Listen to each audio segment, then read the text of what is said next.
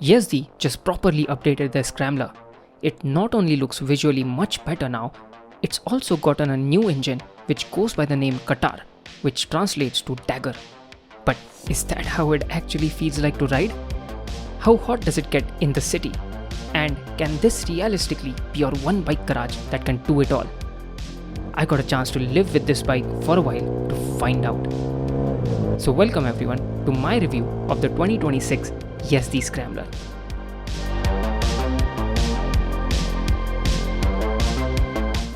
The first thing that immediately stood out is the attention to detail. There are little textures, branding touches and garnishes all over. I really like the new competition badge with the 69 lettering, and the new engine casing is a massive step up from the old one. The overall proportions are spot on. There isn't really a bad angle to look at this thing. Even the switchgear feels tactile and properly well built. The fit, finish and the paint quality genuinely feels premium, and the bike has way more presence in person than it does in videos. I had more than a few people turn back for a second glance at the bike. It looks really smashing in this yellow color.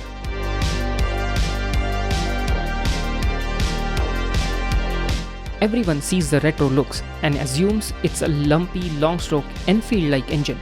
But the moment you turn on the bike, you realize all that retro aesthetic is just a suit. The new Katar engine is actually a short-stroke unit, and Yezdi has tuned it with a brilliant psychological trick. If you lug it below 2000 RPM, it protests with vibrations. But the moment you cross that 2500 mark, the entire feel changes. Unlike a typical short stroke like KTM or TVS or most other street bikes, where the engine note keeps climbing in pitch very linearly as RPM rises, the Yezdi sounds almost zero effort at 2,500-ish RPM. Your brain almost interprets it like a low revving long stroke motor. But it's not. This trick is also something the RE650 twins employ.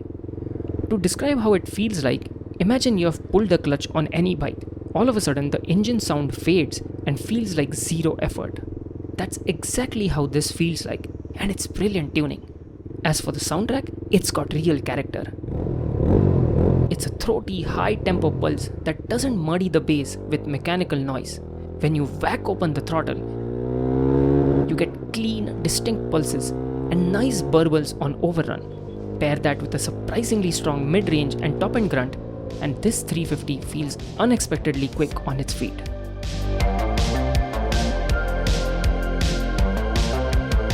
Handling is what makes or breaks a bike for me, and the Scrambler finds a very clever balance. Now obviously a 19-inch front wheel setup is never going to feel as sharp or hustle-friendly as a 17-inch street bike, but the important part is the chassis underneath actually feels sorted. You can tip it into consecutive corners with real confidence. The suspension logically sits between the stiff, on-the-edge Duke and a soft sofa-like X-Pulse. However, there is one ergonomic issue for short riders like me: the handlebar. It's tall and narrow, clearly designed for standing up off-road for taller people. If the bar was just slightly lower and wider, I'd be able to load up the front end to really attack a corner, while still staying comfortable for daily commutes. A wider, lower bar would be the first thing I'd swap to further improve the solid connection I already get from the chassis.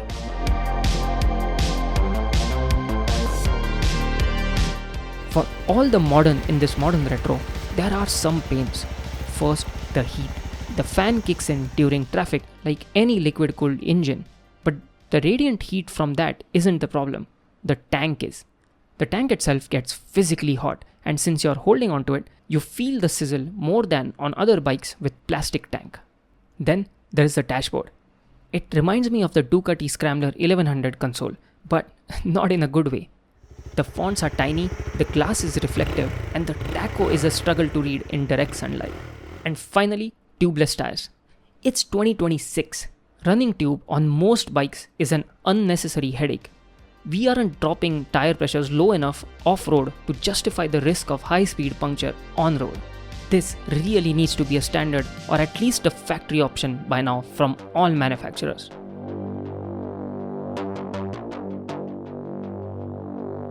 Despite minor issues, I'm ending my time with this bike genuinely happy. Because what Yezdi has managed to do here is actually pretty interesting. The Scrambler gives you the visual charm, the soundtrack and mechanical feel of a retro motorcycle, but underneath all of that, there's still a modern machine shining through. At around average 2 lakh rupees ex-showroom, I truly think this deserves a spot on your shortlist and is absolutely worth taking a proper test ride of. And if you happen to be around Pune, definitely check out one of the many Shakti automobile showrooms. They are one of the largest Java Yezdi dealerships in the city and are genuinely trying to create a much more premium ownership experience around these brands. Their details will be in the description below. Anyway, the Scrambler builds speed surprisingly quickly, handles rough roads beautifully, corners way better than its styling suggests, and overall just feels far more alive than many traditional retro singles. And that's what I really like about it. This thing doesn't just force you to choose between retro emotions and modern capability. Curious to know what you guys think about this one. Drop your thoughts below. Thanks for watching.